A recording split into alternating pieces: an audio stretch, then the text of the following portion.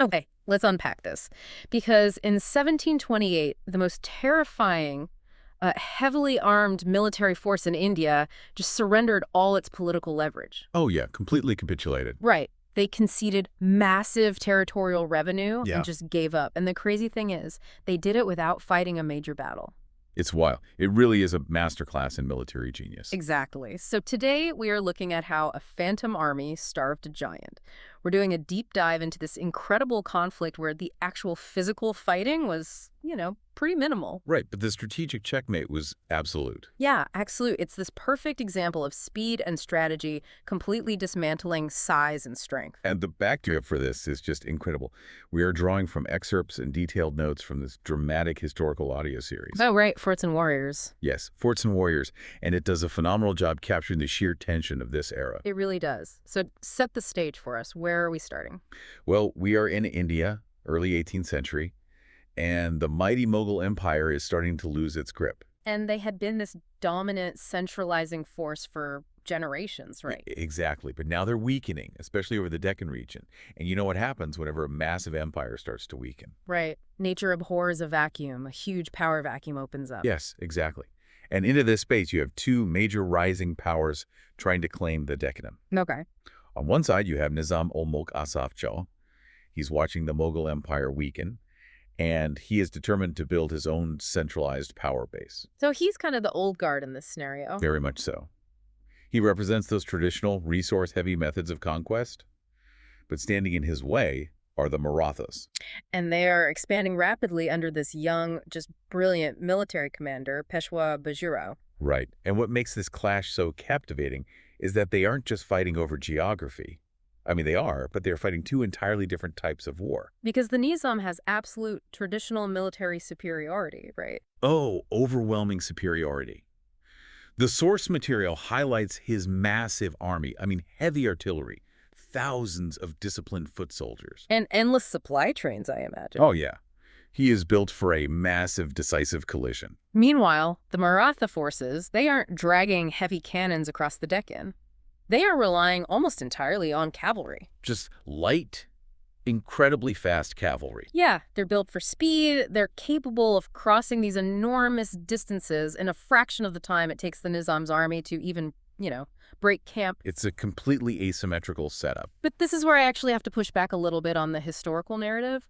Because the Nizam wasn't some rookie commander, right? Well, not at all. He was very seasoned. Right, so why would a seasoned military leader just assume Bajirao would play to the Nizam's strengths? Well, walking into an open field against heavy artillery seems like suicide for a light cavalry force.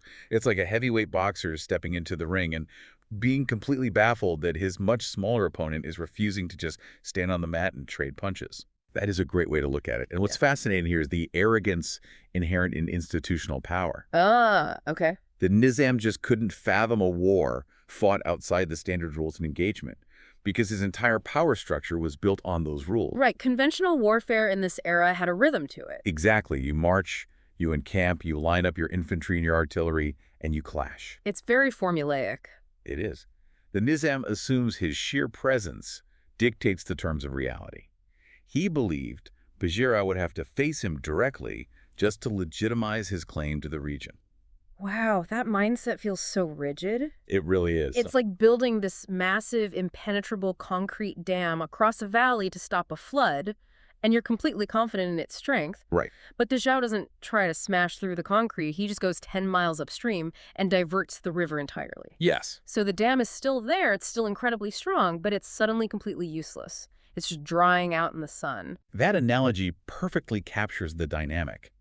If the rules of conventional engagement don't matter, the Nizam's giant army transforms from a weapon into a very, very expensive liability. Because he can't use it the way it's designed to be used. Exactly. And there's this brilliant moment in the Forts and Warriors script that illustrates this so well. Oh, right, with the Maratha commander. Yes.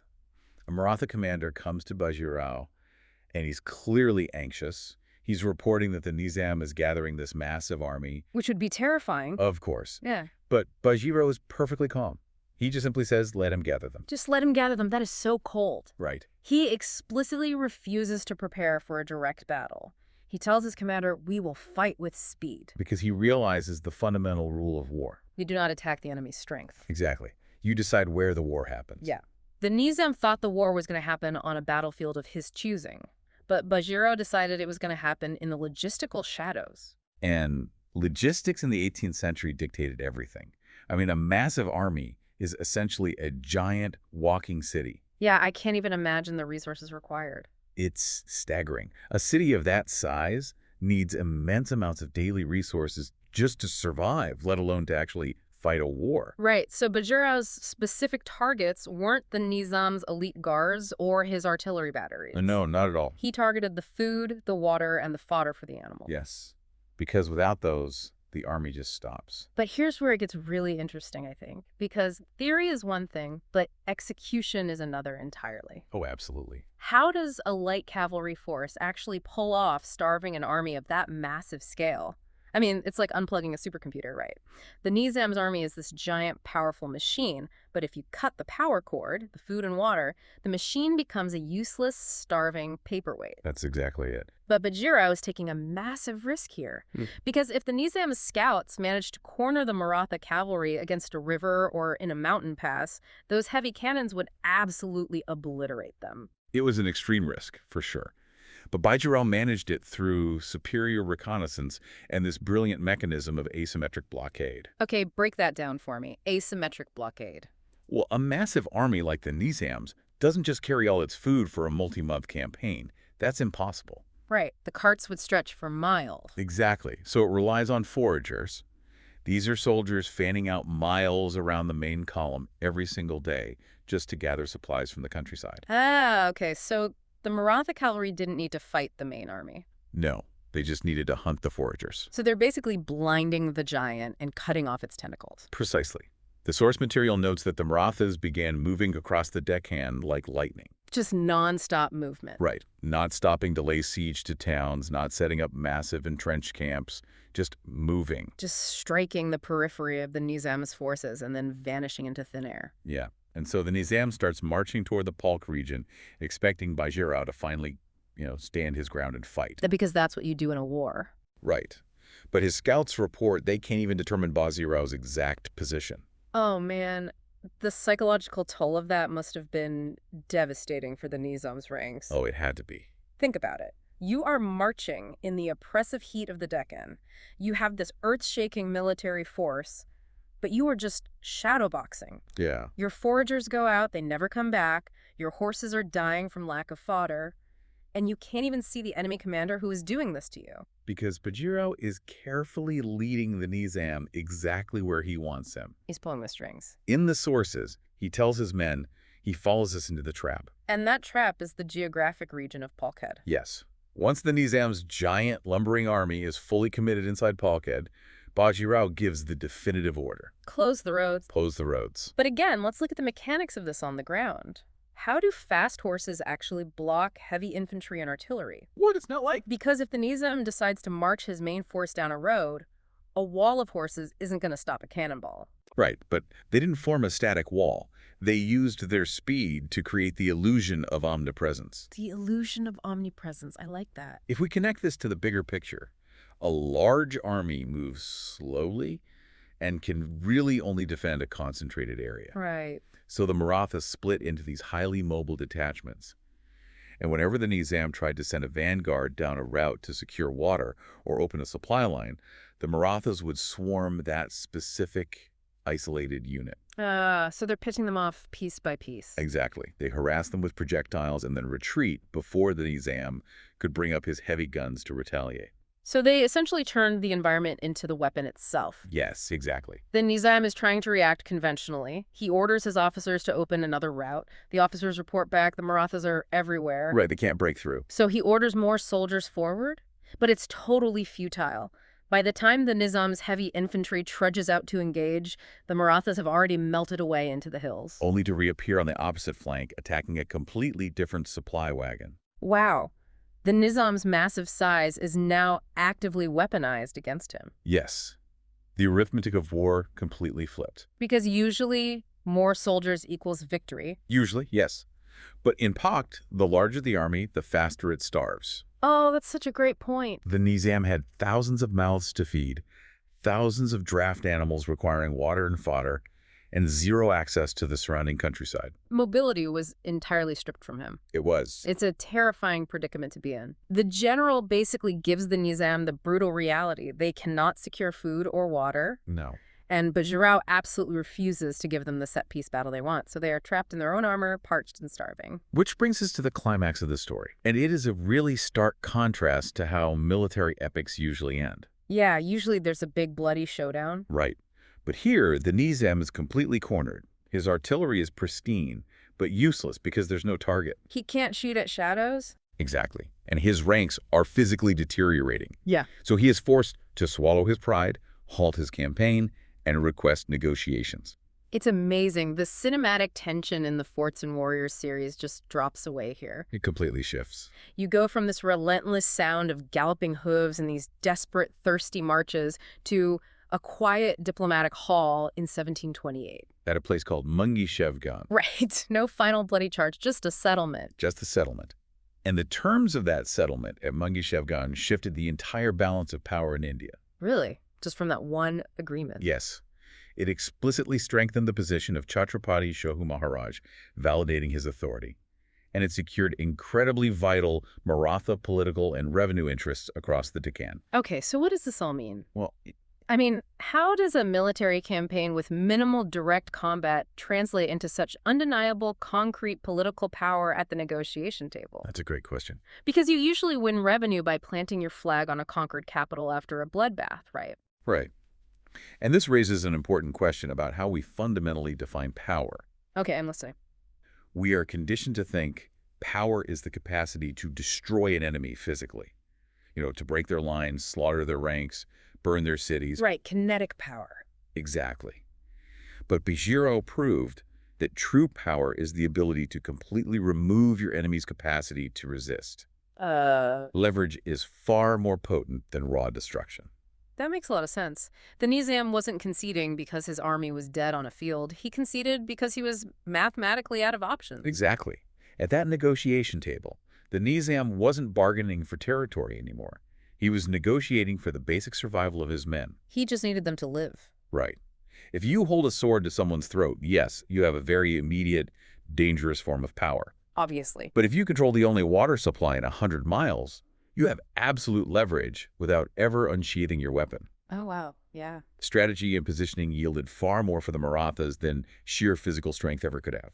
The Forts and Warriors narrator frames it perfectly, actually, pointing out that this victory proved military might isn't just a head count. No, not at all. Strategy rewrites the entire equation, and that leads directly into the legacy of Bajirao's campaign. Yes.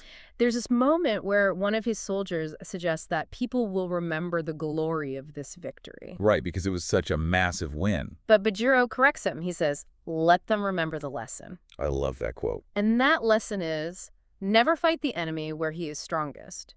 Make the enemy fight the war you choose. And it requires immense discipline to actually execute that philosophy. Oh, I bet. The temptation for glory is a very real factor in military history. Especially back then. Oh, yeah.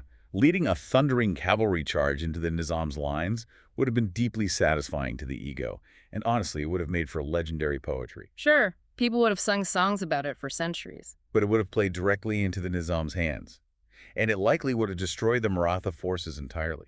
So Bajirao had to suppress the ego of traditional warfare in favor of strategic patience. Yes, strategic patience. That's the key. Which is why the Battle of Palkhed remains such a vital case study, even outside of strictly military history.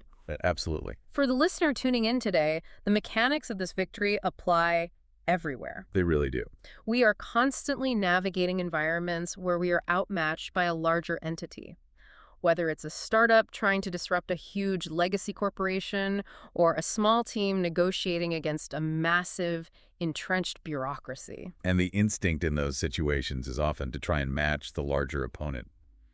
to play their game. Right, but if you are a startup, you don't try to outspend a legacy corporation on a massive television marketing blitz. No, that would be a That's disaster. attacking their strength. Yeah, That's charging the Nizam's artillery. exactly. You have to redefine the battlefield. You use speed. You target their logistical vulnerabilities. Like what, in a business sense? Well, maybe it's their really slow decision-making process, or their inability to pivot to new technology quickly because of all their red tape. Right, right. You move like lightning, you isolate their weak points, and you force them to compete in a space where their massive size is suddenly a bureaucratic liability. You isolate the dam and you reroute the river. Exactly. The Battle of Palkhed is a masterclass in mobile warfare and the Maratha spirit, precisely because it completely upended the conventional understanding of strength. It fundamentally proves that speed defeats size, strategy outmaneuvers strength, and patience starves power. Well said. But knowing how you analyze these historical turning points, I know you aren't just looking at the victory Oh, itself. no, there's always more to the story. Right. So when you look at the aftermath of Palkhed and Bajirao's brilliant use of mobility, what is the thread you're still pulling on? Well, it's this structural paradox that the Marathas eventually had to face. A paradox. How so? Think about it. Bajirao's entire genius at Palkhed relied on relentless speed, constant motion, and explicitly avoiding the enemy's established strongholds. Right, moving like lightning. Yes, his supreme advantage was his lack of a fixed footprint. His army couldn't be targeted because it just wasn't tied to defending a specific patch of dirt. They were totally untethered. Exactly, untethered. But consider the ultimate result of all this brilliant mobile warfare. You win. You win. And when you win on this scale, you gain territory, you extract revenue, you secure massive political interest for Chhatrapati Shahu Maharaj, and you become the dominant power. Oh, I see where you're going with this. You become the establishment. Right. And suddenly you have to build and defend your own cities, your own administrative centers, your own permanent borders. You've essentially become the giant walking city that needs massive amounts of food, water, and fodder. Exactly. So my question is, does the very strategy of speed over size that built their empire eventually become a critical vulnerability when they are the ones who must stand still? Wow. Because when you are the Phantom Army, no one can catch you. No one. But once you sit on the throne, you have an address. You have an address, yeah. You have heavy supply trains of your own. And suddenly, some new, hungry, highly mobile force might start looking to cut your supply lines. That is the ultimate inescapable irony of winning. You fight so hard to avoid the massive static collision, only to realize that winning the war means you eventually have to build the dam yourself. Yes. And just wait for the river to change course again. Man, what a fascinating pivot from the source material to leave us thinking about the real cost of victory. Thank you so much for joining us on this deep dive.